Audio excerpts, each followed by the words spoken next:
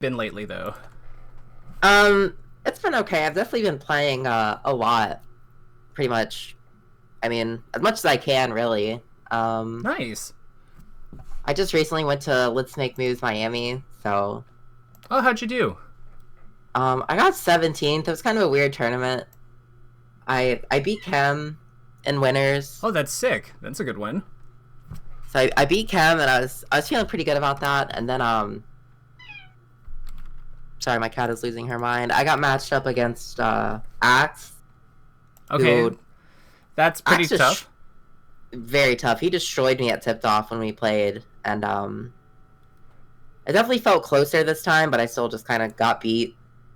And then I lost to Don't Test Me, which was a fun one.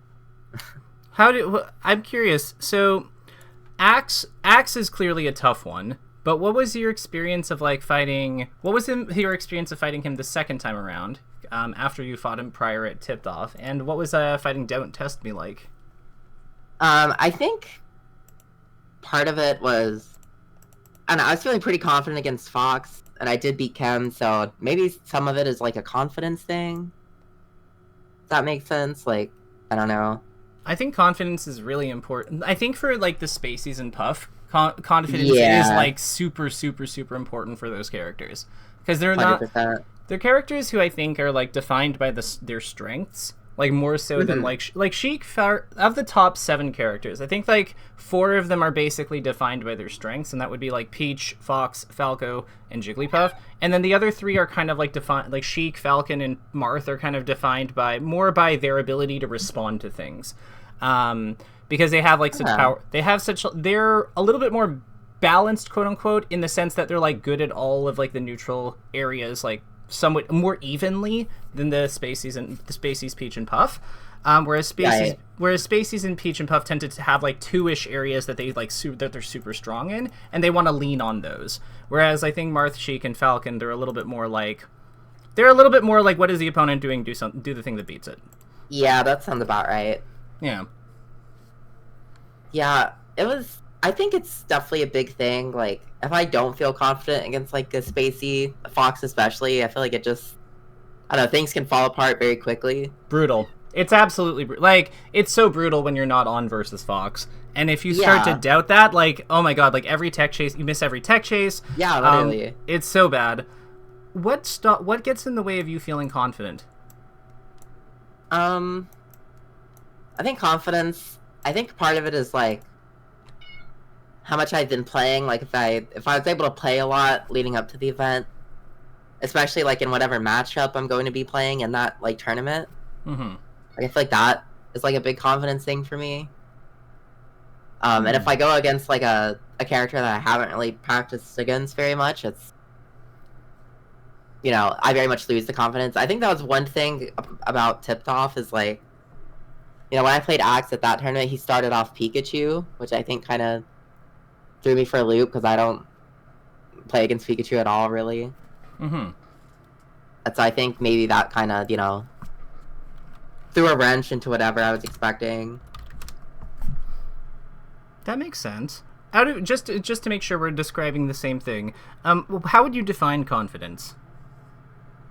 Confidence, I feel like I define it as like, I don't know, just trusting myself to be able to like watch the game and just trust that I'll play and like do what I need to do, I guess.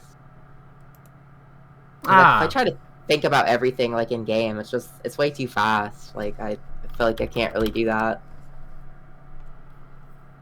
Gotcha. So it's basically your confidence is tied to your ability to, you know, there's a component of accuracy that I'm noticing, because you're saying like doing the things that you need to do. Yeah. Okay. What if like what about but so I guess my question would be then is, if somebody has the wrong game plan, can they be confident in it? They definitely can, yeah. So maybe it's not so much about accuracy, but more it's about like, because I feel like it's not so much the things that you need to do, but it's more about like the way I look at it is confidence is more about our faith in our ability to handle things. Like, regardless of whatever the outcome is or whatever's we're up against, we're going to put our best foot forward and do what we and make it as we're going to make the opponent earn it. To me, that's more of how I look at it, and because I don't like tying my confidence to something other than me, or something external. You know what I mean? Because For sure. Yeah, I feel like confidence and faith have a lot in common with each other. I don't know if you're religious in any capacity. I'm not, but I find that analogy has helped certain people kind of understand. Not super, yeah, but I think that makes sense. Yeah. So, what do you think would happen? Like, have you ever had the experience of like going to a tournament that you haven't practiced for, but you do like super well, or like you win it or something? Oh yeah, definitely. It's very weird. I've had tournaments where I haven't practiced, cause like, it's just weird that I've had tournaments that like I haven't practiced for that I do good at, and then tournaments, I prepare really hard for. I can just kind of fumble and not really perform how I'd like to. What do you think happens at the one? Like, what do you think could be something that might happen? What's one way that you could explain what happens at the ones where you prepare super hard and then fumble? Because I've definitely had those too. I mean, part of it might just be like the pressure I'm putting on. Like, if I'm really preparing for like a specific tournament, like I might get more nervous. It's almost like you're actually playing. Do you ever like find yourself evaluating your decisions, or going like, oh my god, like why did I do that? I know that like I prepared for this. Yeah, absolutely.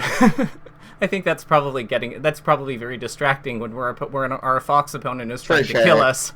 Like, absolutely. Like we're at 55, he's trying to up smash us, and we're like, why did I up air here? Like, oh god. And then I get up smashed while I'm thinking about that. Yeah.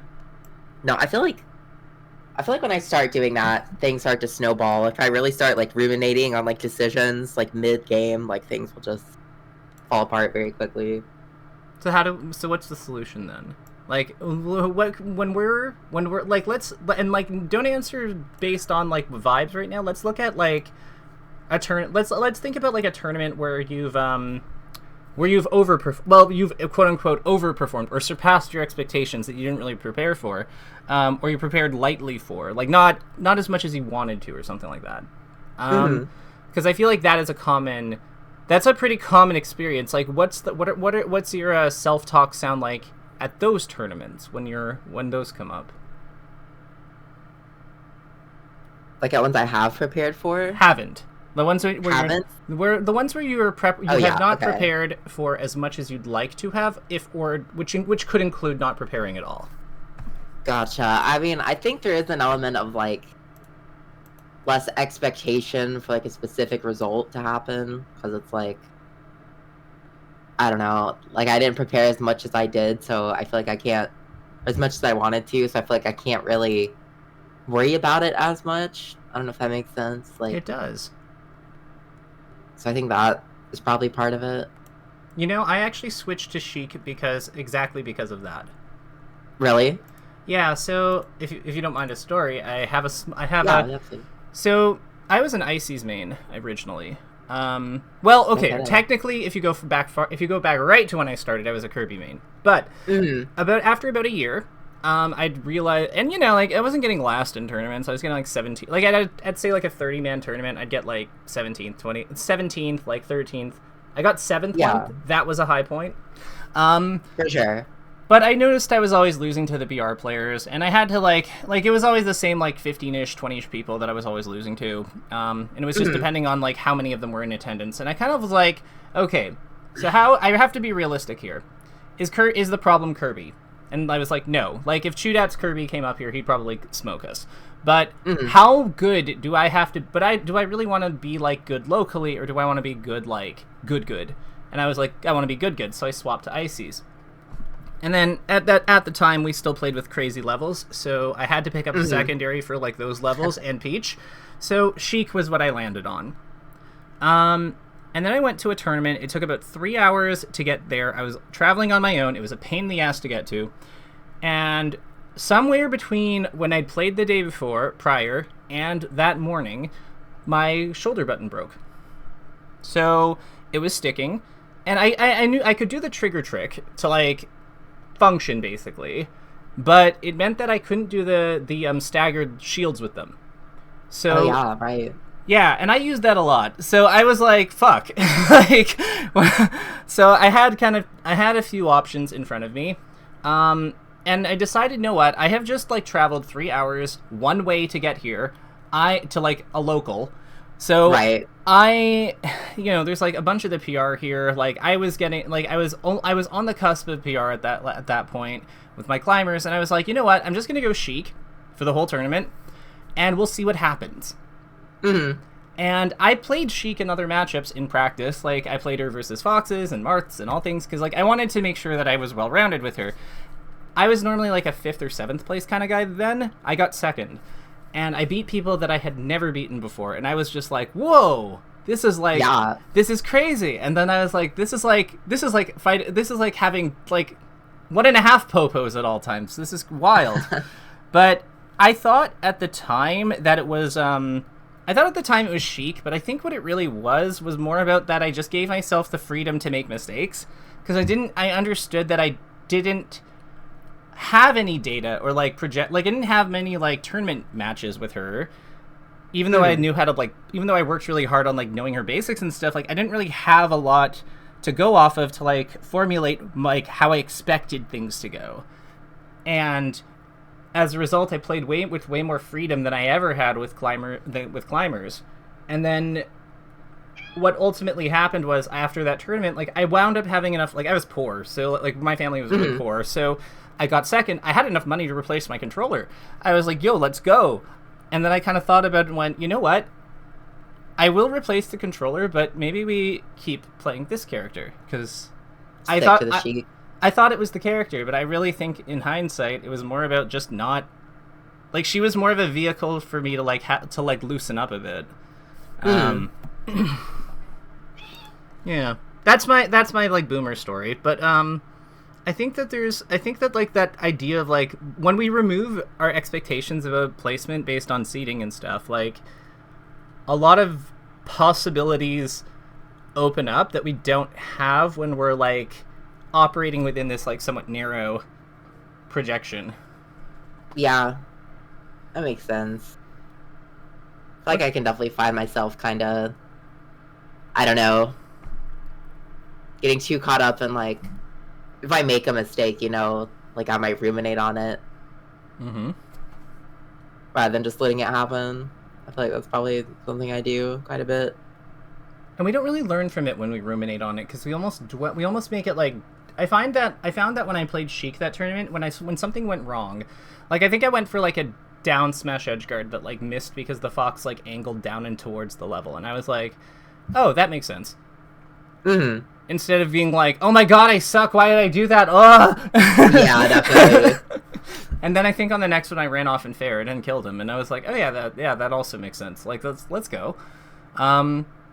It's like, I found that it's, and obviously I'm not suggesting you, like, switch to a whole ass new character like that, no. But yeah, unless you want to. But, like, not particularly. Yeah, Jiggly. I mean, you know what? I find that the Spaceys and Puff and Peach players, like, because I think they're kind of specialists, they tend to really, like, if that's the character they want to play, they really like playing that.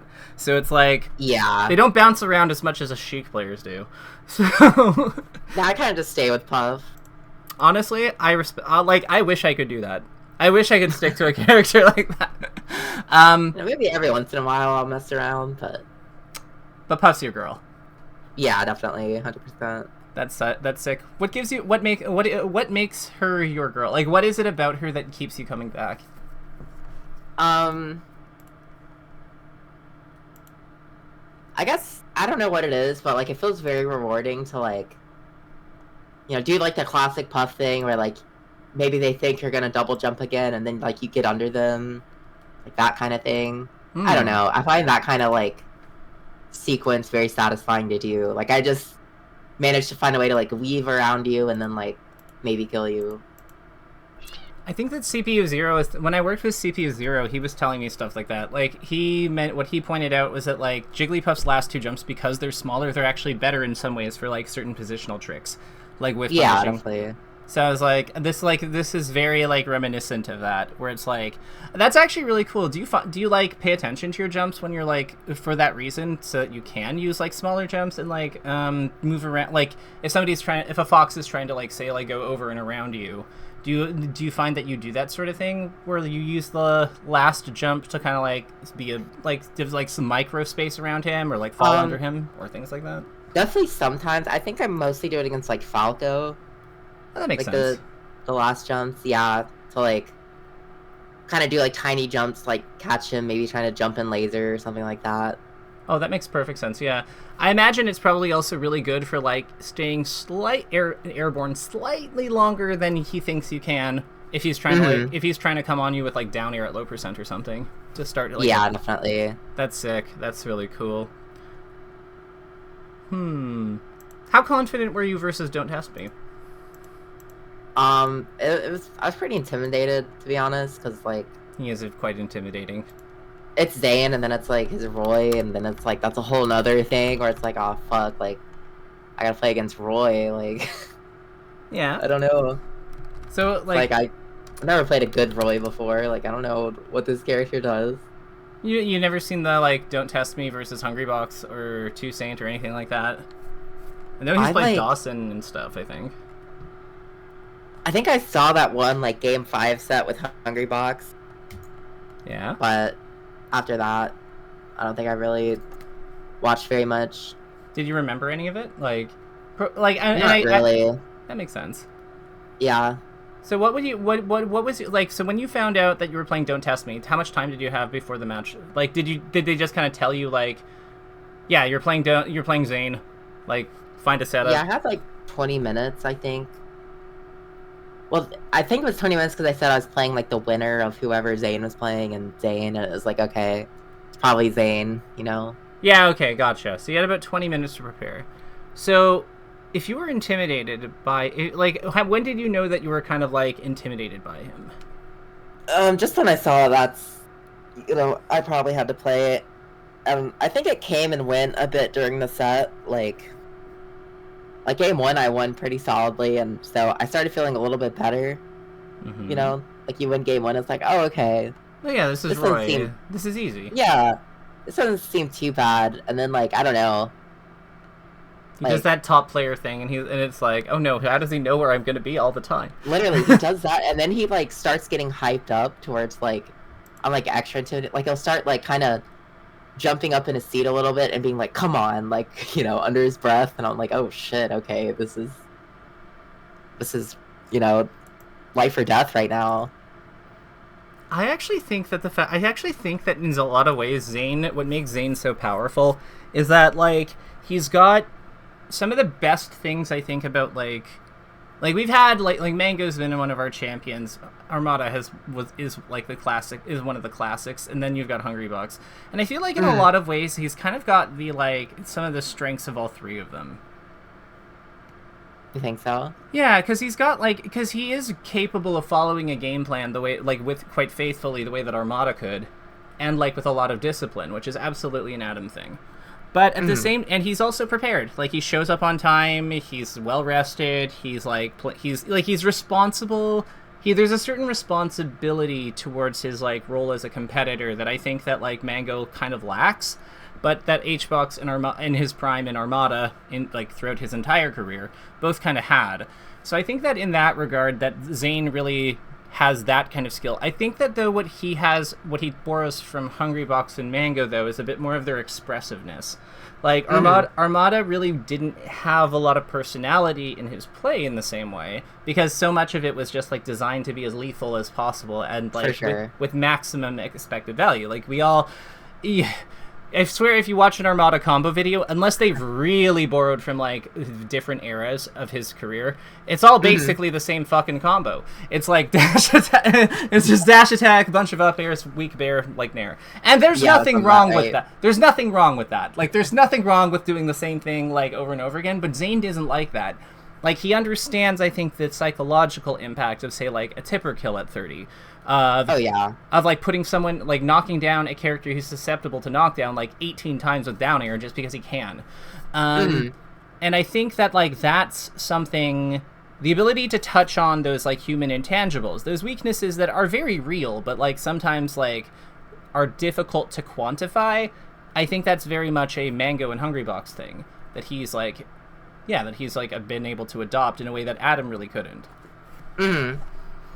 Yeah, he was very expressive when we were playing. Mm-hmm. And, you know, when a Roy, like, I don't know, like, up-Bs you on Yoshi's, and then, like, he pops off a little bit. Now he's, like, moving crazy. Like, you know, it's a little scary. So if you had a way to... So what's a way that you... What are some ways you could do, that you think you could combat that? Because, like, it sounds like you're intimidated by... It sounds like in that moment, you need confidence. You need a way to, like, kind of push back against what he's doing like, meaningfully in some way. What are your thoughts? Yeah. Well, what do you think you could do? I don't know. I thought about it a little bit. Yeah. And I haven't really come up with anything. Basically, the thing I go to is just find a way to ignore it, I guess, and, like, not really... Did it work? Not really. Yeah, I find that avoiding is almost never the solution. Because, like, there's one thing to, like, not engage it. Like, it's one thing to acknowledge it and then choose to not, like, be overwhelmed by it. But it's another thing entirely to, like... recognize that it's happening, accept that it's happening, and then I feel like if we acknowledge it and accept it, then we're more capable of, like, dealing with it.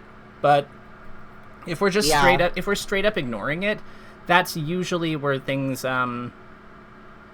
we're just trying to, like, pretend it's not there, but it is there. So then it just kind of, like, impacts our decision making anyway. Yeah, that makes sense. I guess, like, it feels like, I don't know. I'm probably wrong, but it feels like the only thing I really can do. Like, I don't really know what else, like, could be done besides just, you know, try to ignore it. What if we so let's focus on, like, let's think about the game for a second. So what are Roy's weaknesses? I mean,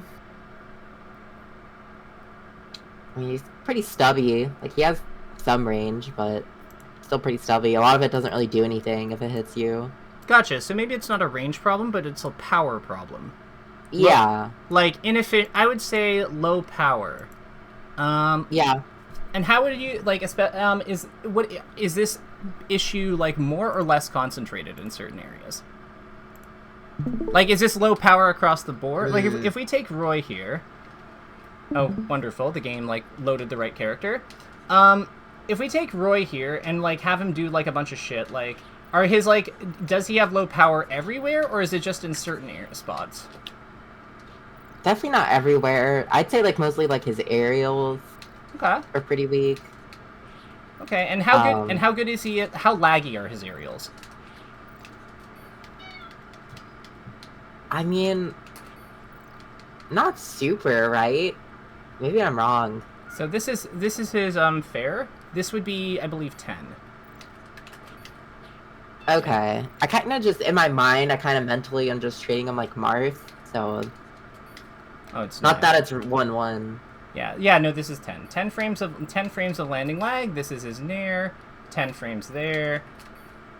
Fair is going to be a lot. 12. So maybe, like, and his up air is another, like, his up air is 9 as well. Like, Marth's landing lag is usually, like, 7, is in the, like, the 7s-ish. Like, I think that Marth's nair auto cancels if you do it right. So, like, that one would be generally 4. If he has to L cancel, I think it's the same at 10. Fair, like, Roy's fair is 2 slower. His up airs is 2 slow. No, 3 slower because it's 10. So Marth is about 3-ish frames less laggy on his, like, up air, on his, like, main fighting moves, if not more. Yeah, I definitely didn't know that. Yeah, so, like, if we, like, have Jigglypuff here, like, so maybe that's... I find that facts like that are usually useful things to, like... Because you said you had about 20 minutes to prepare, right? Yeah. Like, imagine if you knew that you could just do this. Yeah. For sure. Because I can't actually get away... Like, the thing is, I can't actually get away from this. Even if I do, like, a low one, like that, I can't actually get away with that if I'm too close. Because I just have... How to space it. Yeah, so let's see your frame advantage on. So yeah, like, even with me, like, doing this as low to the ground as possible, like, I'm, like, -5, like, -6, like, it's so... I guess I could technically get away, but, like... So I guess I misspoke there. But, like, the point is that, like, this is not, like... This is not nearly as oppressive as Marth. Like, if this was Marth, these would be, like, much better numbers, like, -3, -2. For sure. So, like, I would say that, like, that's something that we might want to consider, like, as a solution. Yeah, it's... So, aside from that, let's see here. What else do we have about Roy? What about his grab game? How good's his grab game? It didn't seem very good. Like, Yeah. maybe he could get, like, sometimes, like, a grab into, like, aerial, but it never feels, I don't know, very punishing when I get grabbed by Roy. Yeah, like, he can probably get, like, this kind of thing. But, like, Yeah. the fuck do we care about this? Yeah, no, for sure. I definitely got grabbed a lot, and it didn't really feel too consequential. Okay. So knowing that, yeah. But I don't know. It still kind of felt like I was getting grabbed a lot, though. Like, even though nothing really came of it most of the time, it still feels like you're kind of losing if you're just getting grabbed over and over. Even if it might not be literally true. It's like, okay, I gotta do something that doesn't get grabbed, you know? Yeah. Well, the other thing here is that, like, so we've identified kind of, like, two weaknesses. We've identified two weaknesses or three-ish weaknesses of Roy. So he doesn't... His grab game, while he has the ability to grab us effectively, his throw game isn't terribly exciting. Yeah. He has power in certain moves, mainly his ground moves, but not really a whole lot going on in air-to-air. And his aerials are, like, not super efficient into a lot of, like, simple, like, into a lot of, like, like, his aerials are not very safe in general unless he's, like, spacing them super well. So, knowing that, what do you think about making knowing that, like, if you had known this before you fought before you fought Zain, do you think you would have played differently?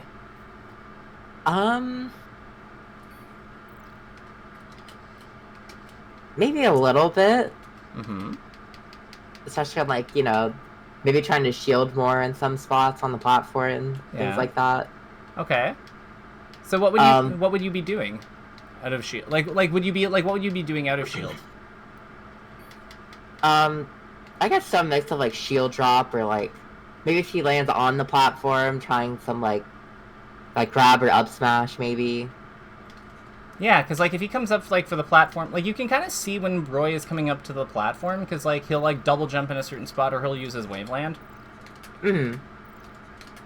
And I'm thinking, yeah, like, but doing, like, back air, like, shield drop back airs, shield drop up airs if he's coming up, honestly, even just, like, if we just brain control Jigglypuff for just a moment, even just, like, stuff like this, where you, like, use it to leave the platform, like, I don't know, like, I feel like there's a lot of stuff at our disposal here, and we're not really using, like, the full range of our character, which, we're not using, like, the full range of our character in the sense that, like, we have, like, ways of, like, dealing with what he's doing that we're not, like, using, and, like, this also kind of, like, speeds us up, too, like, in the sense that, like, when we Waveland off with Puff, like, we kind of get, like, that speed boost when we're going, like, when we're, like, doing a good one. Not like these ones. Yeah, yeah. But you know what I mean, like this kind of thing. Right. And that could be really good at dealing with his like giving us some threat on his dash dance. Because I'm imagining that he was probably really difficult to, like, pin down when you were just kind of, like, doing standard combat. So this, like, yeah, definitely. Yeah, so having more tricks in a safe zone where you really aren't, like, setting up from a safe zone like this, or, like, well, quote unquote safe, like a lower risk starting point. Maybe gives you, like, a way to, like, stabilize in case when things go awry, and also just give you a place to, like, also hide from his grabs, because, like, how does he, like, he can't really grab you up here either. Yeah, definitely. He has to come up here, and then, like, we do this. I think I I don't know, I tried to play too much like Marth, I guess. Like, I was trying to like CC his down tilt at times, which just like did not work at all. They would just knock me down. Yeah, I can imagine. Cause like, yeah, one thing that's like kind of like I think, and I'm glad that like you didn't say, like, I'm surprised that you didn't mention this, but like it makes kind of sense that you didn't. But like a common misconception I think is that Roy is bad versus ASDI down. He is not. Yeah, like, it didn't really feel that way when I was playing. Yeah, like if you like you just do this, and then like For sure. play off like and play off the situation that's created. Like he's actually quite capable of dealing with this. Like, Yeah, I think I tried to play a little bit like that, and mostly just got owned whenever. So this would have been useful to know beforehand, then. Yeah. Okay. For sure. So, it's something I kind of realized as I was playing, like, okay, this just, like, is not working. So what was it? What was your, what was, like, the thing you did instead? No, if that wasn't working, how did you adjust? I think I did do a lot of the, I think I was on platforms a lot. I just don't think I did, like, shield a lot on the platform. Probably because you're thinking his aerials are kind of like... If you're treating him sort of like Marth, I imagine you might be treating his aerials as if they're like Marth. And shielding Marth aerials is usually not super helpful. For sure. And... I don't know. Like, I was doing kind of like moving around the platform stuff, but... It also felt hard to get anything meaningful from it. Okay. Because, like, a lot of times if I was on the platform, he was just, like, not biting at all. Okay, like, if he didn't get me landing, like, he's just letting it chill and kind of just dash dancing around. Okay. And then it feels like, okay, well, I kind of have to get close and, like, try to fight somehow. Gotcha. So he's doing, like, this. Yeah. Yeah, and, like, you know, if I try to, like, float towards him, you know, he might, like, dash through me or maybe not. Okay, so if he dashes through you, what? So this makes sense. So like he's like doing all this kind of movement stuff. When people are like kind of like going through you and kind of like heading into the corner and then coming back, like what sort of things make sense against that? Would you say? I don't normally. I kind of like to try to if I have time to set it up, like. Kind of like an up air where they would be dashing through. Like if I can like land and fall with an up air. That makes sense. But, so like basically he's going. So basically he's here. You're maybe like up here, and then you're like kind of up airing him as he's coming by. Yeah, at least that's the idea. So but... So okay, no, that makes perfect sense. Like I've seen that. I think it's quite good. And the one concern I have is that like up air we're committing like we're going through like somewhat laggy options.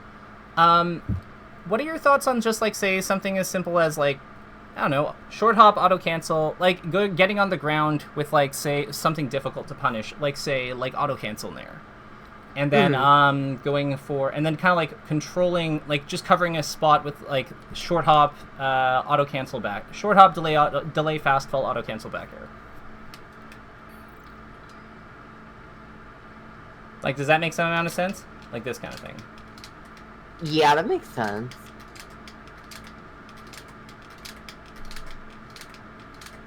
Yeah, definitely makes sense.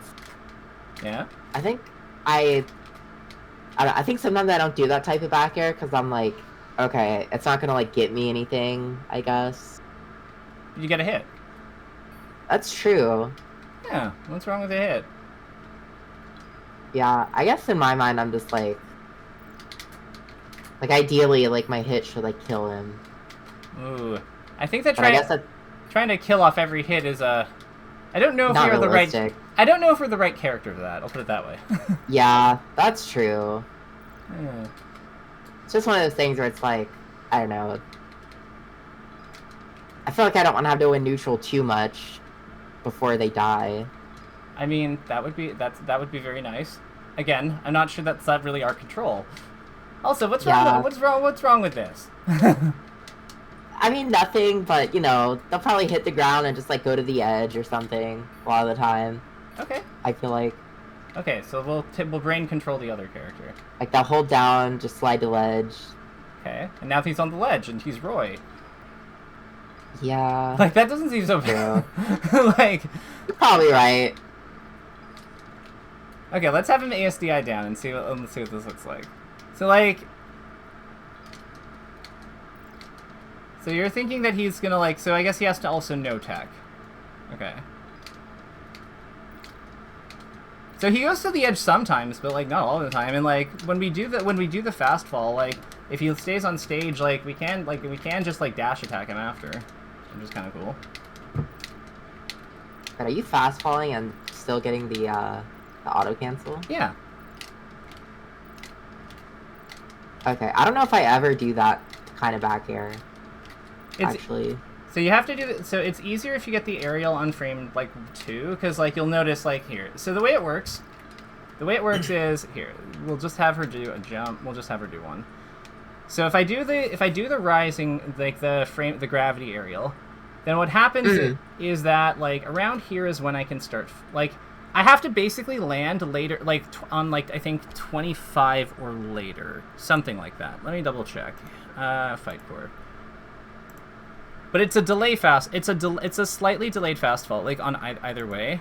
So yeah, it auto cancels on frame 25 or later, according to this, according to Fight Core. Okay. Yeah, auto cancel 24 onwards. Oh. So like, if we look at her like short hop fast fall just as it is, like I think that she's airborne. Yeah, she's airborne for like 22 or 23, something like that. So that's why it's like it's a delayed, right? You see what I mean?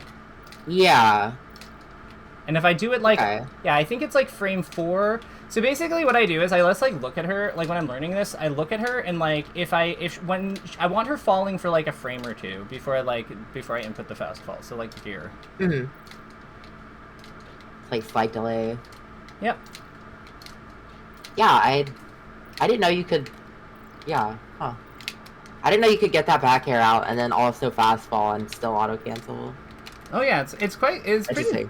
Yeah, it's pretty cool because you can do stuff like that too. Yeah. Okay. Yeah. This is blowing my mind. What? I mean, this is blowing your mind? Yeah, I don't know. I've been playing for like 10 years. I didn't know I could do that. Oh, there's a lot of stuff that people don't know about these characters in the frame data. It's one of the superpowers of being a math nerd. I guess so. Random thing about him that I find so funny. His fight, yeah. So his gravity nair just like comes out and has like perfect coordination with his like fall. So like what I mean by that is that his nair is out for like exactly the amount of frames of his like short hop fast fall. Like no, I'm sorry, of just his short hop, which means that his fast fall on gravity nair is completely optional. Like, you can, like, he lands on a hit, like, he still has a hit frame. Yeah. You see what I mean? Like, it's so dumb. Yeah. That is pretty funny. But that also means that on, like, if you're not doing gravity nair, like, you can fast fall, like, exactly for when, like, it's optional, but, like, you can just do it exactly for when you want, like, your nair to, like, hit their shield. So, like, that's part of why his nair is so crazy. It's, like, it lines up perfectly with his jump. And I find no idea. Yeah, there's a lot of stuff like that. With Puff, what other cool things are there? I mean, like, you know about her down air thing, like this thing, right? Yeah. Yeah, that one's good. That one's quite good.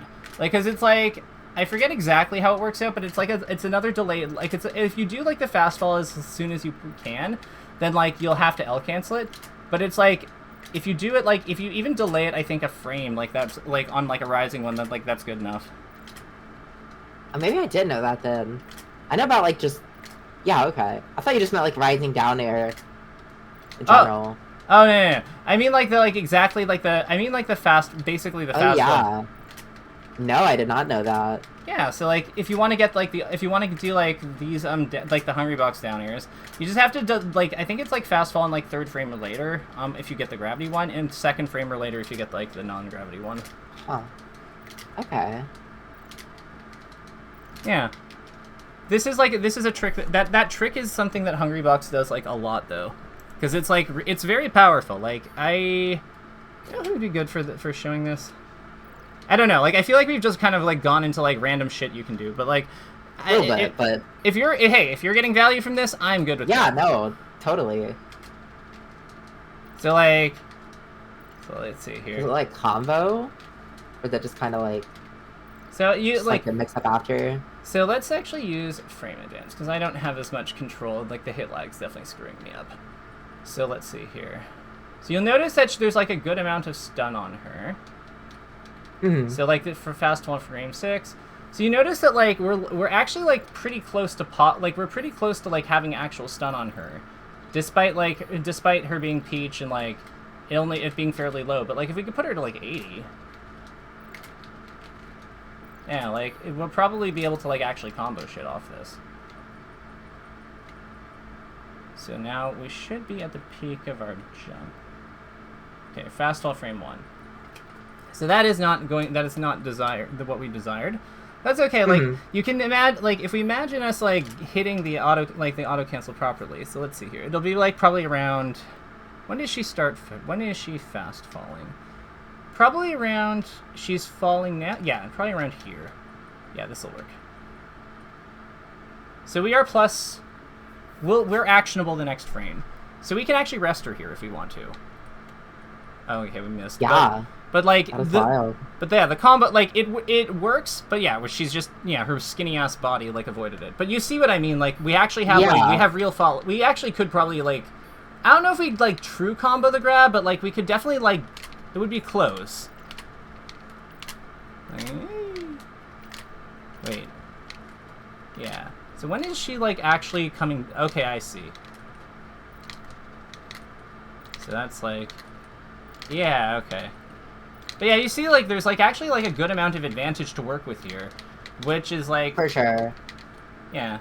I don't know, like, how... Like, I know Hungrybox gets, like, actual, like, up tilts and, like, goes for, like, up tilts and stuff. I don't know if he's, like, shield poking with those most of the time or if they're, like, true. But I was, like, tinkering with this versus Game & Watch the other day, just for fun. And it seems like there's a lot of, like, stuff that happens with it that it's... I don't know. I feel like this is something that Juan does quite well.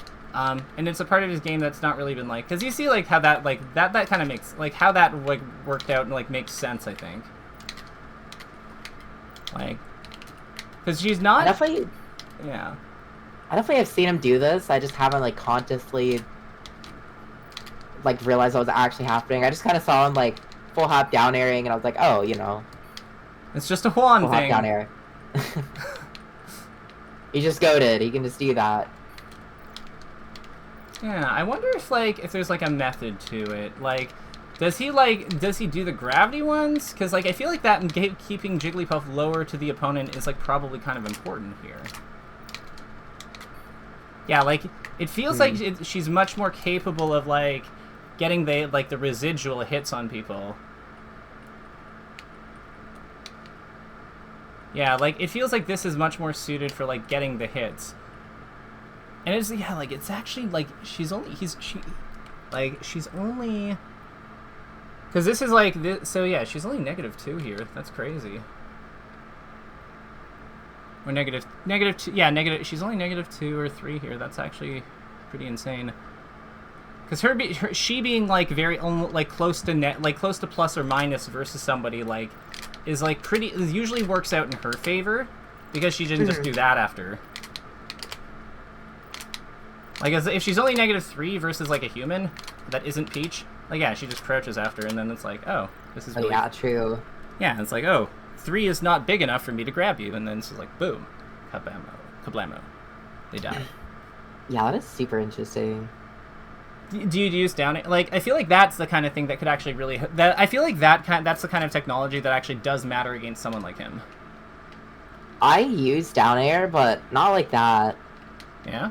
How do you use it? It's kind of, I think I use it, like, if I'm already, like, in the air and I, like, see something that, like, I don't know, maybe I see them whiff and it's like, okay, I could, like, fall on top of them with, like, down air.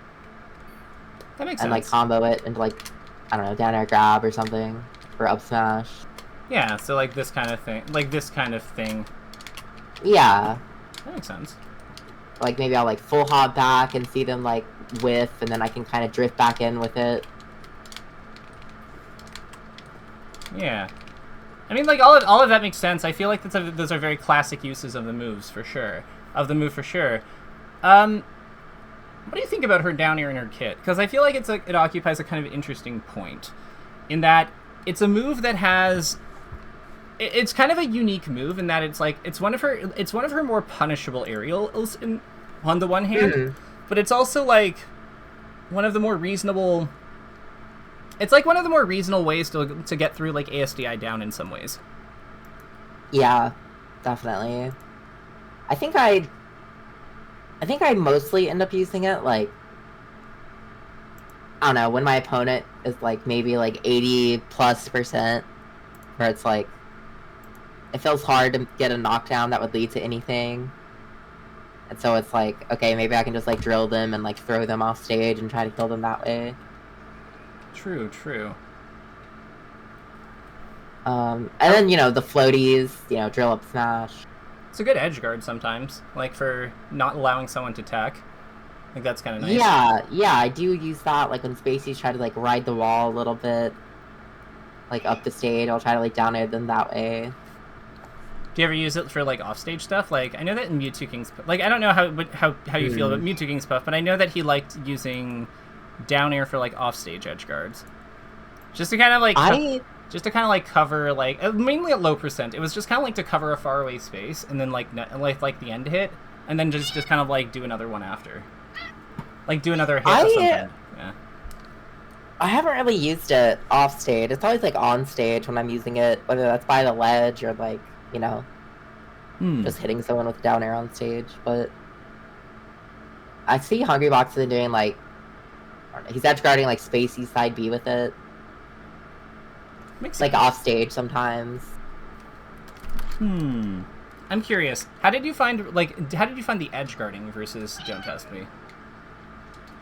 It was awkward. I'm not even sure I completely understood like the entire mix-up that was happening. I had some success. It kind of seemed like, you know, when I had time to like grab the edge first, like before him, like if I tried to like 50-50 on him doing early up B or not, that seemed to work out like decently.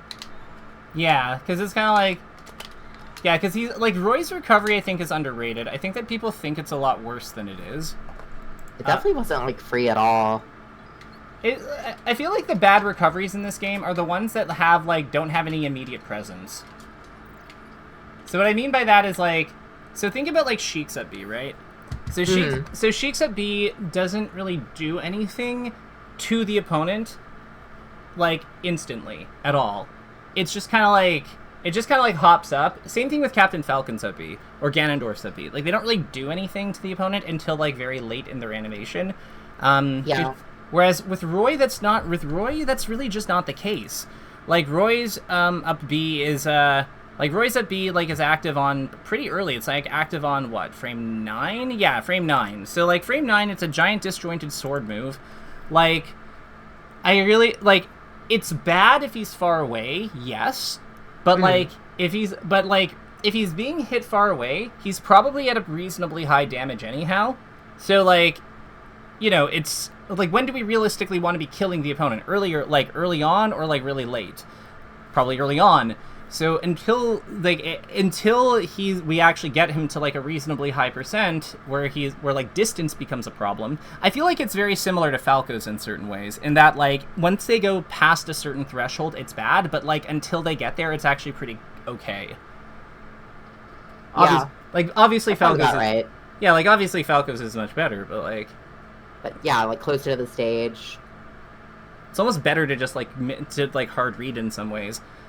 Because you're not subjecting yourself to as many like I feel like because of his side B and such, like there's actual timing game mix-ups that he can play. So if you're not ready for those, like it can actually be kind of awkward. Yeah, it definitely was awkward. I got some edge guards, but definitely like a lot where I kind of just got up bead while I was like trying to do something. Yeah. Like, maybe I'd try to like drop through and hit him, like if he was like going lower. And he would just like up B through me. Oh, I see. Yeah, so, like, he goes low. So, like, one thing I find that works well against, like, characters like him, although Jigglypuff does kind of have trouble with it, with doing this, is, you kind of want to, like, ledge hop, like, away from him. Okay, I can't do the tech skill. Let's try this. So it's like this thing. Like, you want to kind of, like, because you want to double jump away from his, like, because Roy's, one of the weaknesses of his recovery is that he's a fast fall, like, he's kind of like a quick faller, like, he's not quite a fast faller, but, like, he's kind of in that next group. And the problem with, like, and because of that, it's really difficult for him to, stall, after he's, like, aside from using his side B and his jump, it's really hard for him to, like, stall in general. So I feel like getting out of the way of his up B is really important. Because, like, you can beat him to the edge, like, pretty easily from, like, if he's coming up low, I feel like a lot of times, like, we want to, like, kind of make it ambiguous as to whether we're actually going after him. So, like, we fastball at him, then do this.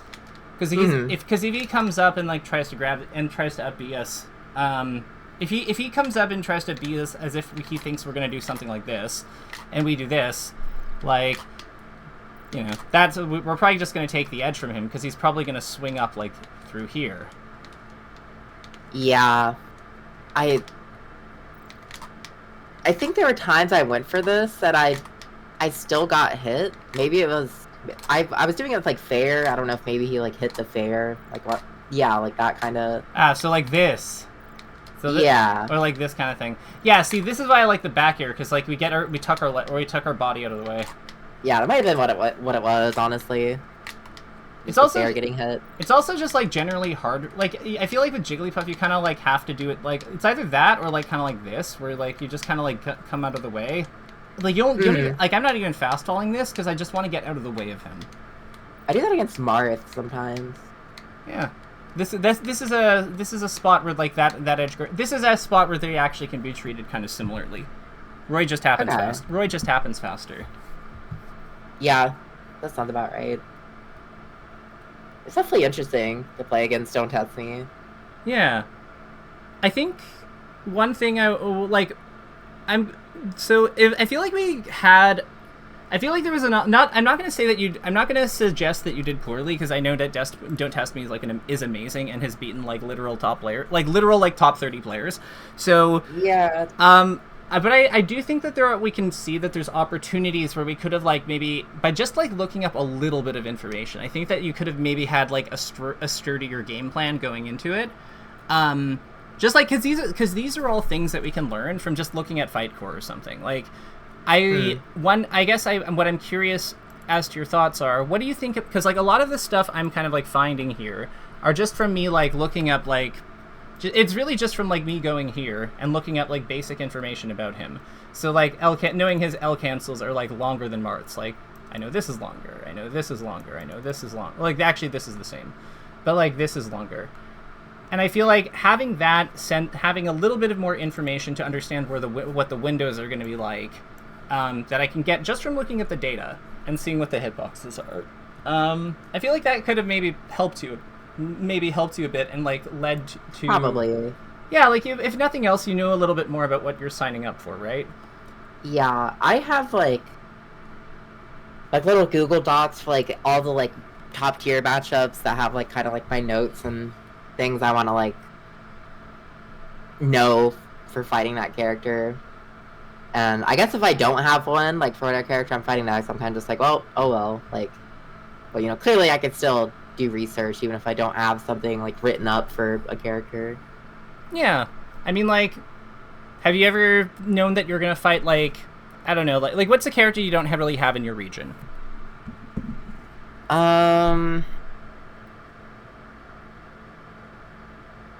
Like Luigi? Or do you have Luigi's? Luigi. I mean, I'd say, like, Ganon. Don't really have a Ganon. Okay. Have you ever been going up against, like, say, Kage or something, and then you're like, and you go up to, like, a solid Ganon, like, I don't know, Prometheus or something, and you're like, yo, I need, like, Ganon practice, like, ASAP. Or, like, what are some quick do's and don'ts about this matchup from your perspective? Have you ever done that before with, like, any matchups like that? Not really, no. I don't really think I do that. How come? Um,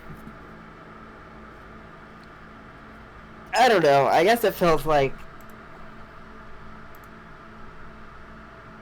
how do I word this? I don't know. It feels like, I don't even know how quite to put this. It feels. What's the feeling? The feeling is like, you know, I don't know. I don't want to say like embarrassed, but like being like, hey, help me with this matchup, you know, like, I don't know. Why? I don't know. It's probably like maybe just a personal like pride thing. The first time I ever beat Kid Boogie, I walked up to like some random ice climber player who like I think his tag was ZeptoHaze, and I was just like, "Yo, can you warm me up for Boogie?" He was like, "I need Peach practice. You need like Icy's practice." Okay, yeah, like we can this is mutually beneficial. Yeah, honestly, I don't do a lot of that, like warming up before sets and stuff, like with that matchup in mind. That seems like a good thing too. That seems like a practice that you could eat. I think that and looking up like a couple quick that and checking to see if you have a few quick do's or don'ts, and if you don't, like looking up just some basic information, like, you know, if there's a puff guide that happens to have like some like that happens to be like, you know, reliable or consistently like good, seeing what they have to say. Like I feel like when we walk in, when that's true. Like there's so many resources, especially for the top tiers at this point. Like there's so many more resources than there used to be. So oh yeah, I feel like 100%. that of the practice of like preparing at least a little bit, like checking your notes. If you don't have notes, check a guide. If you don't have a guide, check like some basic information, like some raw data resources like Fight Core, to just get a sense of like what you're or like any match videos. Like it's just like you don't even have to spend that much time on it because you don't want to bog your brain down. Like, and I totally get that, but like yeah, and if you happen to have, like, if you're fighting Don't Test Me and Lag Wars or Salt, like going Roy, happen to be at the venue, I just don't know why we wouldn't ask to play with them. Because, like, yeah, like, I mean, I don't know. I definitely know that I feel like I did a lot better versus Boogie that one time after fighting ZeptoHaze, because it was just, like, because we played for maybe, like, 30 minutes, and then I went up and 3-1 Boogie. And I was like... And Boogie was, like, not happy about it, because he'd beat me in, like, the 2 friendlies we played earlier. He was like... That was funny. He was like, you adapted, and I was like, no, I practiced, which is far worse. Yeah. I think maybe part of it, for me, is, like, I feel like I don't have a lot of stamina, like, in brackets. Okay, but, like, we're talking about playing for 10 minutes, like... You had 20 minutes. Yeah, that's true. That's true. You spend like 10 minutes just kind of like, you don't even have to do the 10 minutes at the like right before you play them. You could like just play them for like 10 minutes beforehand, like 10 minutes like once it's announced. Or like then do like, you know, take some time, like stop, reflect on the games, do your research, like do any extra research you want, like walk around the venue, whatever it is that you need to do, and then lock in. Yeah. Like that's not very strenuous. Like 10 minutes, you have 10 minutes. You can spare 10 minutes for Zain. You're right. You know, just best player in the world. True. Like, I think that's worth a 10-minute warm up. For sure, you're absolutely right. So I can count on you to maybe like to start like preparing a little bit for your opponents. Like, you know, if they're just, you know. Maybe if they're like around Zain level, like we'll give them, we'll grace them with a warm up. Yeah, that seems like a good idea. Probably. Okay. Do. Yeah, perhaps a best practice we can implement going forward. Yeah, for sure. I mean, I go to it's gonna be like a regional, but it's like it's called It's Not You, It's Melee. I love that. That is such a good name. I know, it's a great tournament, so maybe I'll be able to try to do that there. Yeah.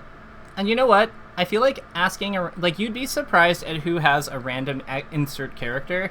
Like, you find out people, like, if you ask around and people, like, for, say, Luigi or Ganondorf or, like, oh, I don't know, Captain Falcon or something. Like, you would be amazed at, like, maybe not with Falcon, but, like, you'd be amazed at who has, like, a secondary of that character. Like, just, or, like, a pocket character. And, like, even if it's not, like, the best practice ever, as I think that the way to approach it is not that, like, we're going to, like, formulate our entire game plan, we're going to, like, spell it exactly what we're gonna do. Like, that's not the point of it. It's more that, like, we're gonna kind of like see what we're gonna kind of like get into the groove of what the do's and don'ts are versus this character, and kind of like get a sense of like how they feel, how they operate, and what and you know, what works against them, like what seems to be strong against them. And then yeah, we're gonna fight whoever. Then we're gonna fight whoever, and we're gonna cook. Yeah, like just reinforce the basics. Mm-hmm. The thing about the low tiers is that they're not really that complicated, because like they have strengths, they have real strengths. Every character has a strength, even Kirby, but it's even Bowser. But you don't need to know how to beat their strengths as well as you do versus Fox, because they don't have as many, and the ones they have tend to be more isolated to certain parts of their kit. Yeah, that all we're doing is kind of like getting reacclimating to where they are, so we know what to do.